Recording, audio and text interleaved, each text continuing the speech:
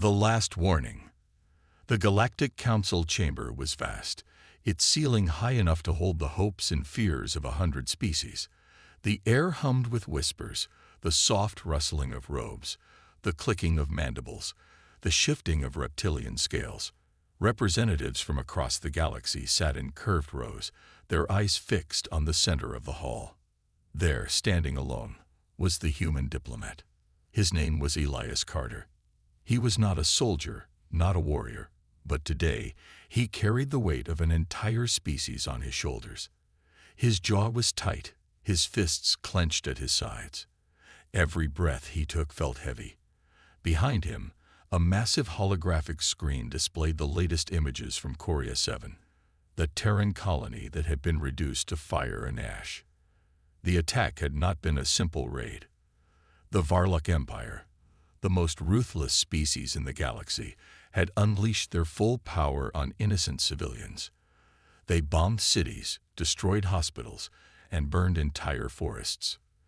The death toll had already passed 8 million, and the numbers were still rising. Yet, the Galactic Council had done nothing. For decades, humanity had been patient. They had followed the laws of the Council, sought peaceful resolutions, and tolerated the arrogance of the older species. But this was too much. Elias looked around the chamber. Alien faces stared back at him. Some curious, some indifferent, a few even amused. His voice, when he finally spoke, was calm. Too calm. Humanity has always chosen peace. His words echoed through the chamber, making the whispers stop. But peace does not mean weakness. A scoff came from one of the council seats. High Chancellor Virok, a reptilian skirith, leaned forward, his golden eyes glinting with amusement. "So, what is it you want, human?" Virok's voice was slow and deliberate, as if speaking to a child. "Revenge. War." Elias held his gaze. "Justice." Laughter rippled through the chamber. Some species chuckled, others hissed in amusement. The Varlock representative, a hulking brute with thick black armor and razor-sharp tusks, leaned back in his seat. His glowing red eyes burned with mockery. "Your justice is irrelevant. Your species is young, human. You do not decide how this galaxy works. You do not have the power." Elias exhaled slowly. He had known this would happen. For too long, humanity had been treated as a lesser species. They had arrived late to the galactic stage, surrounded by empires that had ruled for thousands of years. The Council saw them as nothing more than a minor race, useful for trade, easy to manipulate, and too weak to challenge the status quo. But they had made a mistake. Humanity had endured. Humanity had learned. And now, humanity had nothing left to lose. Elias reached into his coat pocket and pulled out a small device. With a single press of his thumb, the massive holographic screen behind him changed. The image of Coria 7 disappeared, replaced by something new. A fleet. A fleet of Terran warships, hundreds of them, positioned along the borders of Varlock space. Each one bristled with weapons the galaxy had never seen before. Ships that had been hidden, upgraded, and perfected over decades while the rest of the galaxy underestimated humanity. Gasps filled the chamber. Murmurs turned into panicked voices. Elias spoke again, his voice sharper this time. "This is not a declaration of war. This is your last warning." The Varlock representative snarled, his amusement gone. "You dare threaten us." Elias stepped forward. "You murdered millions of our people. You burned our homes. And now you mock us." He paused, letting the silence sink in. "We will not ask again. Withdraw your forces. Return what you have taken. If you do not." He let the sentence hang. He didn't need to finish it. For the first time, the council members looked afraid. High Chancellor Virok's smug expression had vanished. The Varlock representative bared his fangs but said nothing. The chamber was no longer filled with laughter. Elias turned, his voice calm one last time.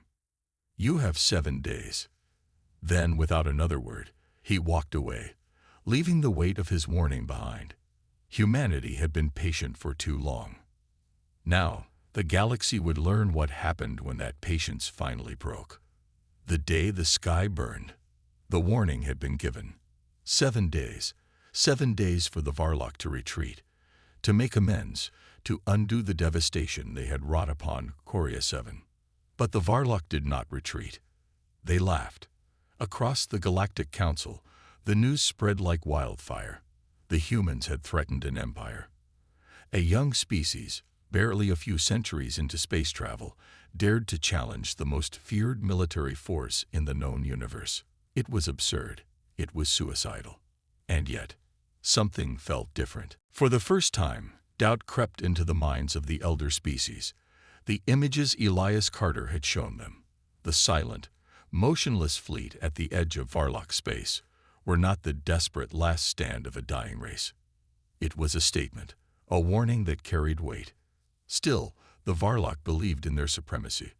On the 8th day, they attacked again. The second strike.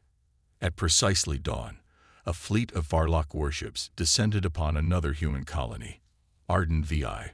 It was a lush, thriving world, home to millions. The Varlock expected a repeat of Coria 7, a massacre, a show of dominance. But when they emerged from hyperspace, something was wrong. The skies above Arden VI were empty. No civilian ships scrambling to escape, no desperate distress calls. Then the silence was broken.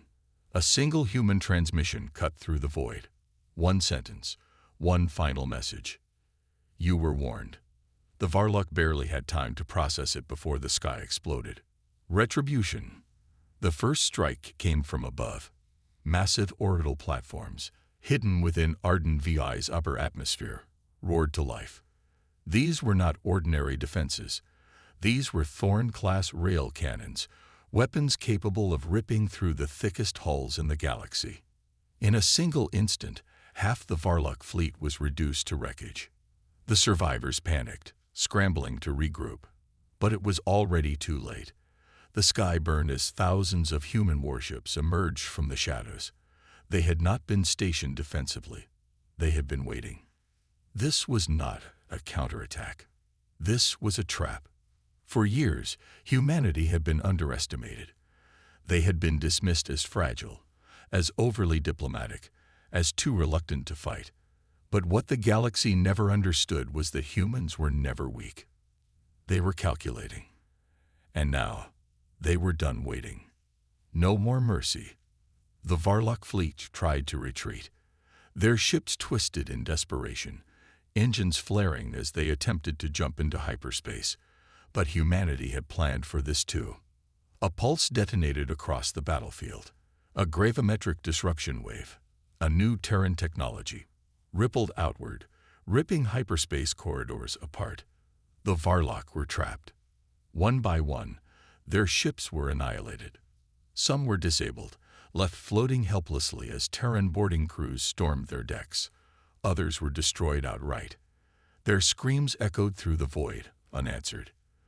The galaxy watched in stunned silence. The message. Back in the Galactic Council, live feeds of the battle played on massive holoscreens. Leaders from every species watched as the Varlock fleet, the once mighty conquerors, was systematically erased from existence. Then, another transmission cut through the silence. This time, it was broadcasted across the entire galactic network. A message from humanity. Elias Carter appeared once again, his face calm, his voice unwavering. The Varlock ignored our warning. Let this be their legacy. Behind him, the last of the Varlock warships exploded into nothingness. He leaned forward. We do not seek war. But if war is forced upon us, he paused. The weight of his words settled over every species watching. We will end it. The transmission ended. And for the first time in history, the galaxy feared humanity. The unleashing.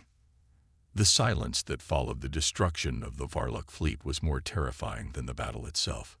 The galaxy had seen wars before. Countless conflicts fought over resources, power, and survival. But never like this. Humanity had not just won. They had erased the Varlock fleet with a cold, ruthless efficiency that sent shivers through every species that watched. They had not hesitated. They had not negotiated. They had simply ended the enemy. And that terrified the Galactic Council more than anything else. The shockwave of fear. The news spread across every sector like wildfire. The Varlock homeworld, once an untouchable fortress, was now under siege.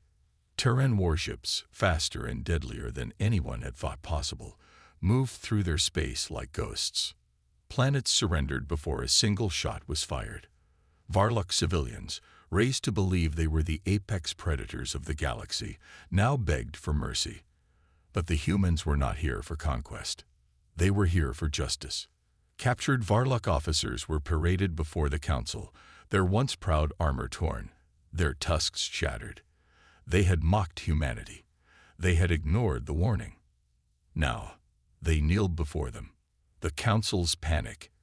In the heart of the Galactic Council chamber, chaos erupted. The once arrogant High Chancellor Verok slammed his fists onto the table. His golden eyes, once filled with amusement, now burned with rage and fear. "This is madness," he bellowed. "Humanity cannot be allowed to continue this."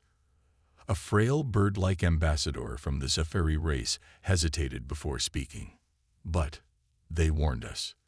The words hung in the air. The humans had not struck first. They had not sought war. They had given the Varlock one last chance, and the Varlock had spat in their face. The council members exchanged uneasy glances. If humanity could erase the Varlock, what stopped them from turning their gaze toward the rest of the galaxy? For the first time, the council was afraid of extinction. The message from Earth. Then, a new transmission arrived. Every holoscreen in the council chamber flickered as the emblem of the Terran Republic appeared. The image shifted, revealing Admiral Kepler. He was not a politician. He was not a diplomat. He was the highest-ranking officer in the Terran fleet, and his presence alone was a message. His voice was steady, emotionless. "The Varlock Empire is over. Their leaders will stand trial. Their victims will receive justice. This is not a negotiation." The chamber was deathly silent. Humanity does not seek control. We do not seek to rule. But hear this. Never again will we tolerate an attack on our people. Never again will we be ignored. He leaned forward, his blue eyes cold as steel. "You have seen what happens when our patience runs out." Then the transmission ended, and every species in the galaxy knew humanity was no longer just another race. They were now the most feared force in the universe. Fear spreads across the stars. The galaxy had seen empires rise and fall. It had seen wars that lasted centuries, rebellions that shook entire civilizations, and alliances that crumbled overnight. But never had it seen a species go from dismissed to dominant in a matter of days. The Varlock Empire had been one of the most feared forces in the known universe. Now, it was nothing more than a fading ember, crushed beneath the weight of its own arrogance. And the rest of the galaxy, they were watching. They were terrified. The aftermath of a massacre. The ruins of the Varlock fleet still drifted through space, a silent graveyard of shattered warships and debris. Across their former empire, Terran forces moved like ghosts, dismantling strongholds, securing war criminals, and ensuring the total collapse of their once mighty rule. But humanity did not conquer. They did not seize planets. They did not demand tribute. They left. And that was what frightened the galaxy the most.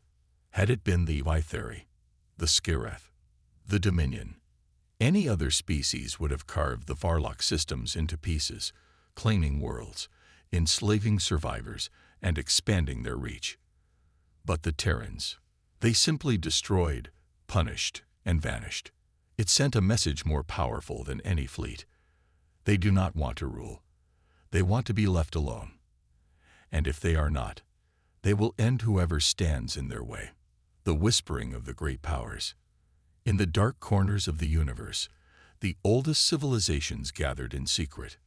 The Itheri, an ancient and prideful species, debated in hushed tones, We must contain them before they grow any stronger. The Dominion, once neutral observers, analyzed war footage with cold efficiency. Their technology was hidden for decades. If they were hiding this much power, what else do they have? Even the Skirith, whose warriors had never known fear, spoke in uncertain voices. They strike without hesitation. They do not ask for surrender. How do you fight something that does not seek conquest?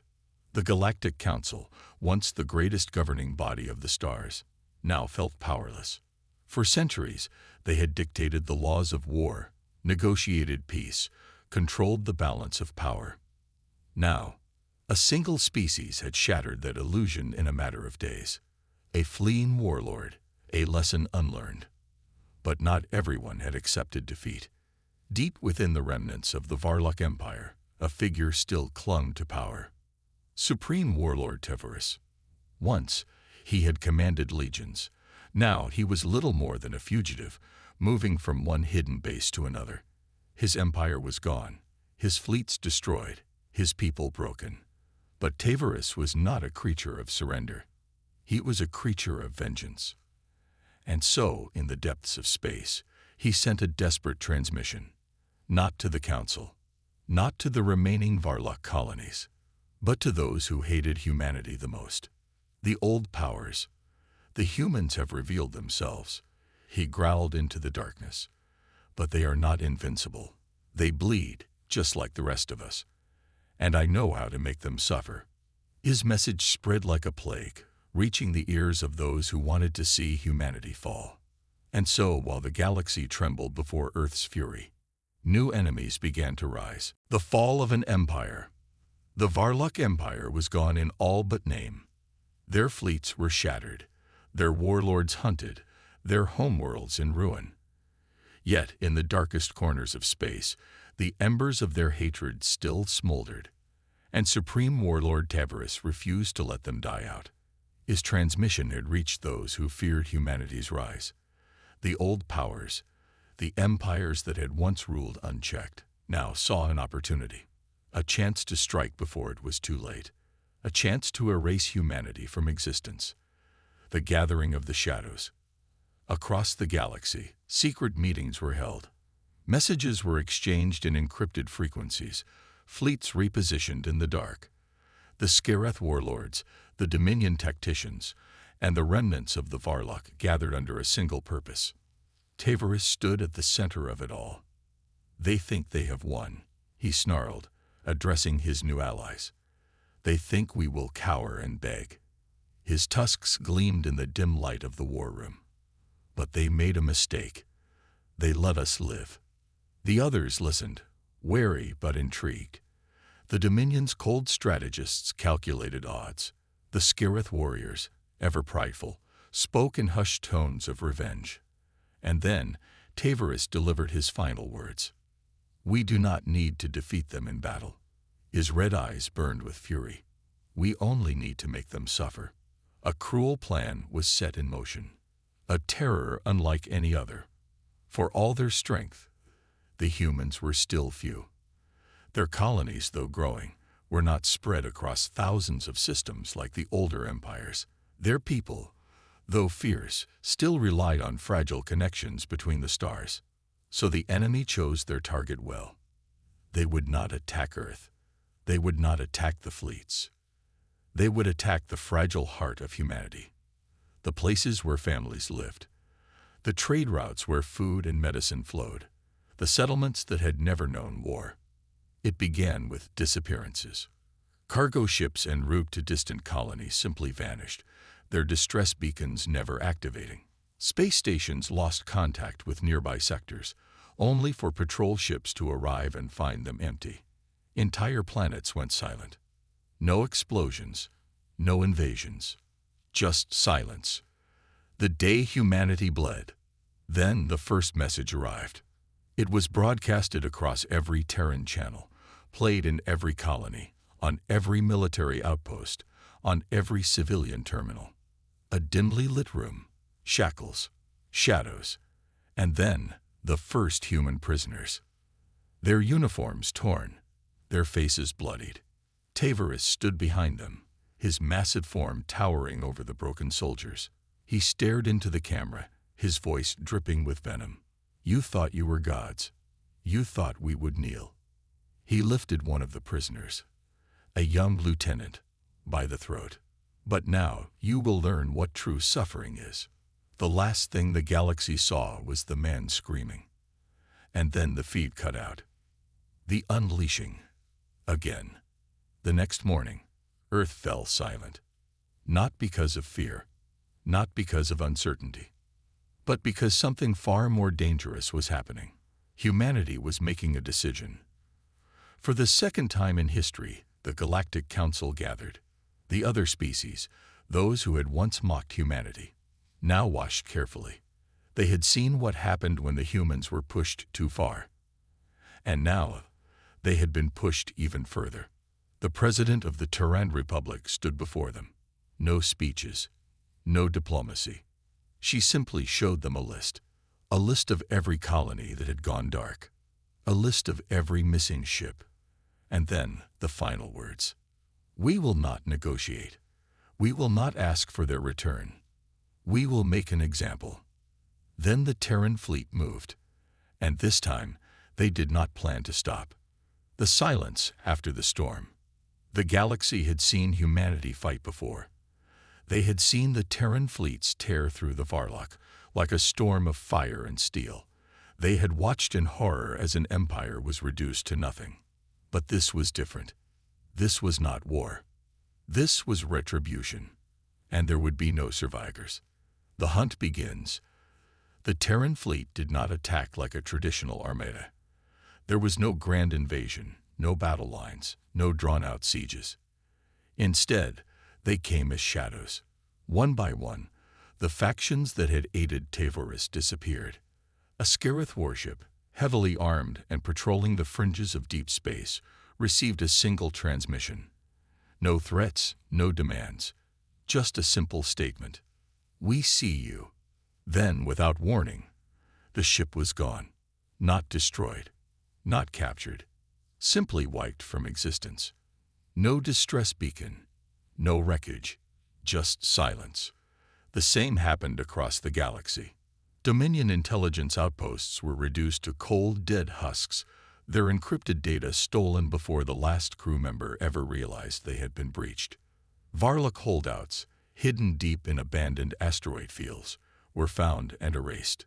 The Council's spies reported nothing, because there was nothing left to report. The last betrayal. In desperation, the remaining conspirators turned on each other. The Dominion withdrew its forces, cutting all ties with Tavares and his failing warlords. The Scarith, proud and ruthless, decided that fighting the humans was no longer worth the risk. But for Tavares, there was no escape. The man who once commanded legions now found himself alone. One by one, his allies abandoned him. His safe houses turned into traps. His old contacts refused his calls. Until, at last, he was forced into hiding on a nameless moon in the outer rim, surrounded by the last remnants of his personal guard. But deep down, he knew. They were coming. The final execution. It happened at night. There was no warning. No alarms, no sign of an approaching fleet. The only sound was the wind howling across the barren landscape. Then, one by one, his guards vanished. Tavares barely had time to react before the lights in his underground bunker flickered and died. Total darkness. Then, a voice. "Did you think we forgot?" The warlord turned, his tusks bared, his claws ready. He had survived wars, had killed kings, had burned entire planets. But in that moment, in the silence of his own tomb, he felt fear. Something moved in the darkness. Then, the last thing Supreme Warlord Tavares saw was the cold glow of a human visor. The end of fear. The next morning, the Galactic Council received a final transmission. A single image. Tavares, dead. His fortress burned to the ground. His forces eliminated. Then, a final message broadcasted across every system in the galaxy. Let this be the last lesson. And then, for the first time since the war began, humanity went silent. They did not demand recognition. They did not claim new territory. They simply disappeared. And in that silence, the galaxy understood a terrifying truth. Humanity had not gone to war for conquest. They had not fought for power. They had fought for a single reason: to make sure no one ever dared to test them again. And no species, not ever, would forget that lesson. The day no one forgot. The galaxy did not celebrate the fall of the Varlock. There were no declarations of victory, no speeches of triumph. There was only silence, a deep, chilling silence that stretched across every star system.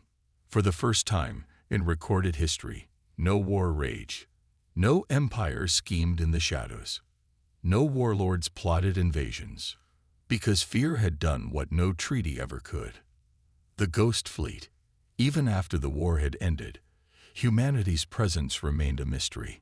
Their fleets, once a storm of vengeance, had vanished. Terran ships no longer patrolled their borders. Their diplomats had gone silent. Their colonies ceased sending transmissions. It was as if Earth had sealed itself away. But the galaxy knew better. The Ghost Fleet, as they called it, was still out there. Invisible, untraceable, watching. Now, whenever a pirate lord considered raiding the human trade route, they hesitated. Whenever a desperate empire thought about expanding into Terran space, they remembered. They remembered the broken fleets, the vanished warlords, the cold precision of human retribution. No one knew if humanity was still hunting, and no one was brave enough to find out. The new galactic order. The Galactic Council was no longer what it once was. Before, it had been a ruling body, dictating laws, deciding the fate of lesser species. It had debated, bickered, and enforced its authority with the backing of the great empires. But now it was a shadow of its former self. The empires that had once ruled with arrogance now chose their words carefully. Treaties were honored. Diplomacy flourished. Because if there was one thing every species agreed on, it was this: humanity must never be provoked again. The stories they told. Time passed. Generations were born into a galaxy where war was only a whisper, a memory. And with time, the stories began to change.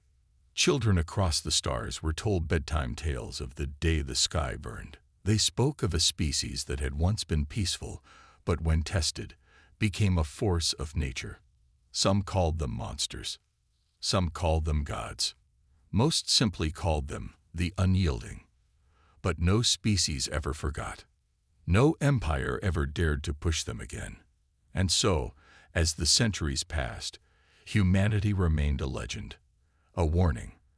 And above every council chamber, above every empire's throne, hung the same unspoken rule: never again make the mistake of testing human patience, for they had already seen what happened when it ran out.